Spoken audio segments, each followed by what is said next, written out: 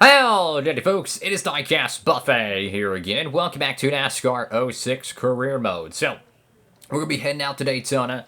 I got ourselves a brand new Daytona setup we're going to be trying out. Found a video on that. So we're going to put that in the car.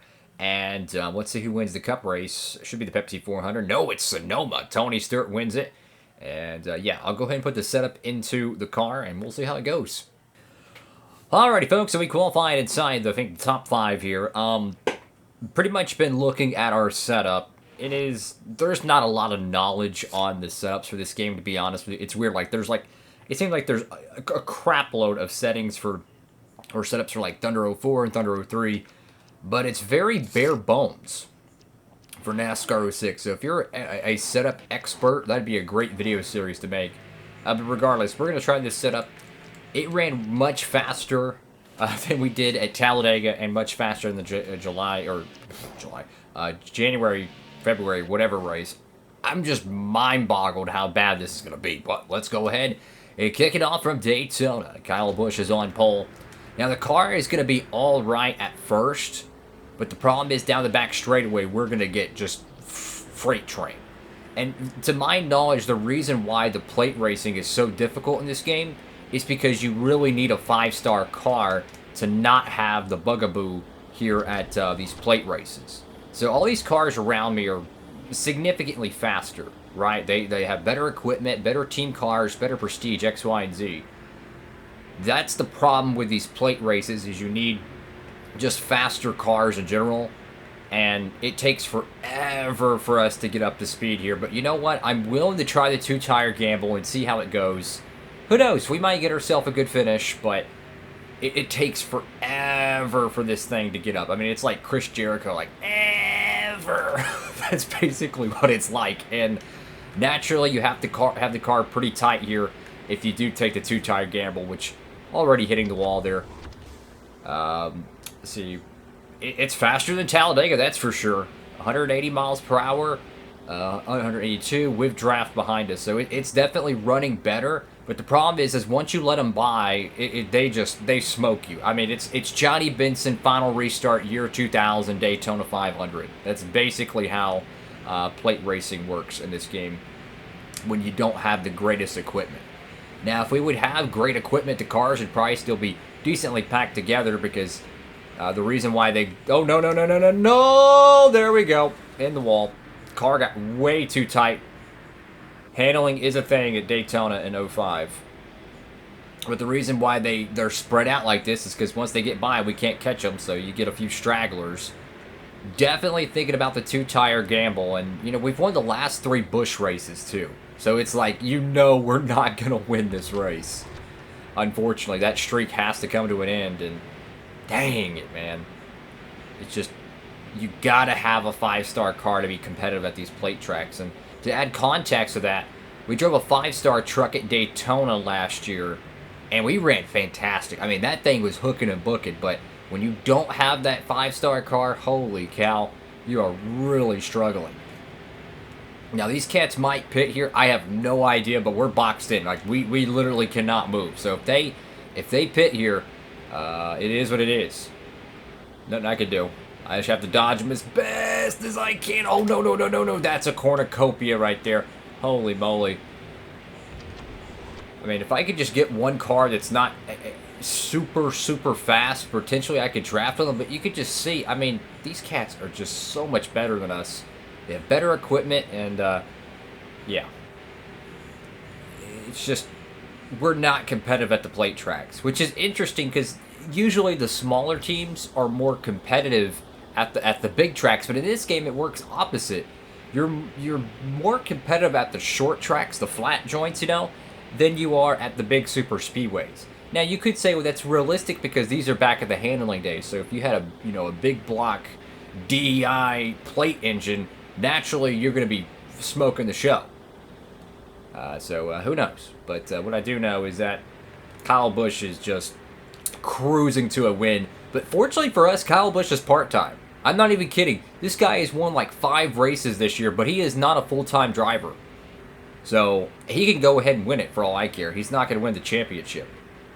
Whenever we do the one-off events, he misses them. So we have to pit here at some point. We have to make a call. I think 2 tires is the way to go. Risk it, no biscuit, whatever. We're gonna take it. There's our teammate. I don't want to mess up his progress, getting up his speed. That's actually gonna. Hey, he bought us a break there. He slowed up Truex in the gang. Everybody's gonna be pitting here. We can gain a few tenths of a second if we're aggressive, but we don't want to destroy the tires. So let's lock it down. Easy, easy, easy. Don't want to get boxed out of pit road. Okay, we're under the limit. We're good. All right, taking 2 tires, left sides, and I'm going to keep the car how it is because it's already pretty darn tight. How y'all doing out there, fellas? Make sure to like, comment, and subscribe. Let's see how this plate race ends. I have no earthly idea. We should be able to gain about 5 seconds at least if we don't have a miserable pit stop. But it's interesting, though, because like, usually in these NASCAR games, I always look forward to Daytona and Talladega because that's my best chance to win. And then you go here on NASCAR 06 and you don't have a good power plant and you're just struggling mightily. And it's weird because we went to Fontana and we had a pretty good car when we weren't wrecking, that is. And then you go here and you're like, what the biff? I would stay on the apron, but I'm afraid it's going to make the car slide, so just going to see if we can try to get around these guys. Like, we're good in the low gear, but once it drops into 4, it's like dun dun dun. See, right when it gets to 4th gear, it has such a low 4th gear that the teeth of it, it just takes forever. And Kyle Busch dominated this plate race. I mean, he's the guy you want to keep behind you, so I'm going to try to block him as much as I can as we get super tight off the corner, and well, there he goes.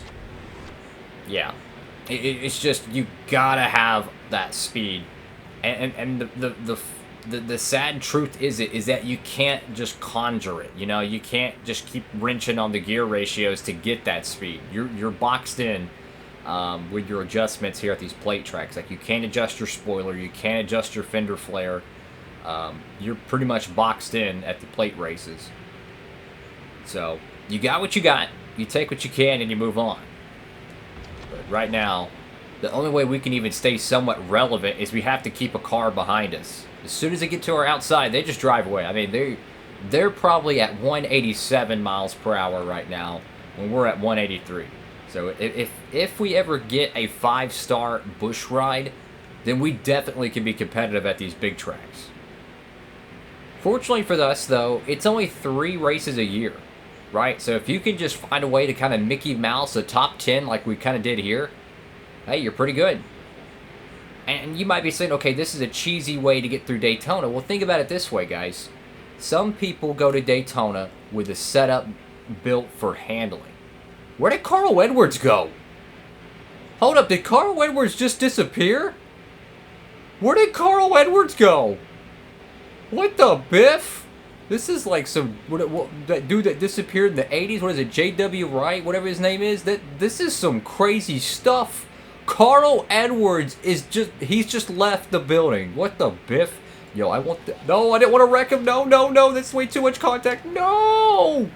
Oh, that was stupid. Oh my gosh, that was so stupid. 5th backwards on the line. Oh my god. I was trying to tag his left rear to slow him down so we can get the top 5. We just did some, like, Lightning McQueen, Clint Boyer stuff. I truly think Carl Edwards vanished. I'm not even kidding. Like, Edwards was behind us, and his car literally vanished. I'm not even joking. Look at this is some Lightning McQueen, Clint Boyer craziness right there. What the biff? But to finish my point about why it seems kind of cheesy, you see, some people go to Daytona with a car that's just trimmed out for speed, and some people go to Daytona with a car that's just trimmed out for handling. So this is like us trimming our car out for handling, is basically what it's like. So we didn't lead anything. Top 5, though. Great points today. J.J. Yaley's still going to keep his points lead, but again, Kyle Busch, he is not full-time, so he can win every race he wants. He's going to miss just enough of them to keep him out of the championship. And Carl Edwards, and literally, check this out right here. Carl Edwards did disappear on the last lap. That is crazy. He literally disappeared. 7 laps. Carl Edwards. So we're in the game. We're in the year 2008, but he just pulled a 2016 off season. He literally just said, "I'm out." Dang, man. My man Edwards literally just said, "I'm out of here, y'all." Wow. So 4,000 prestige points. Holy moly. That is freaking hilarious, guys. That's hilarious. My man Edwards said, "No, I'm out of here." Wow. So, Daytona's in the books. Fortunately, we got a top 5 finish, so hey, it's going to be a long time before we can actually win one of those races, but the good news is the plate program is done for the 2008 season. And look at this, we're 315 back to JJ Yaley. So as soon as he has a DNF or any issues, if we can keep the consistency, which is 4 straight top 5s, I believe, you never know. You never know. Well, the next event's going to be at, what is it, IRP, I think? What is it? No, that's trucks. Chicagoland, our first ever race weekend at Chicagoland, I think. Maybe make sure. Loading. Yes, Chicagoland. So that's our first race. We'll be racing there. That's going to be a whole lot of fun. So thank you all so much for watching. Make sure to like, comment, and subscribe. Hope to see you in the next episode. Diecast Buffet. Signing off.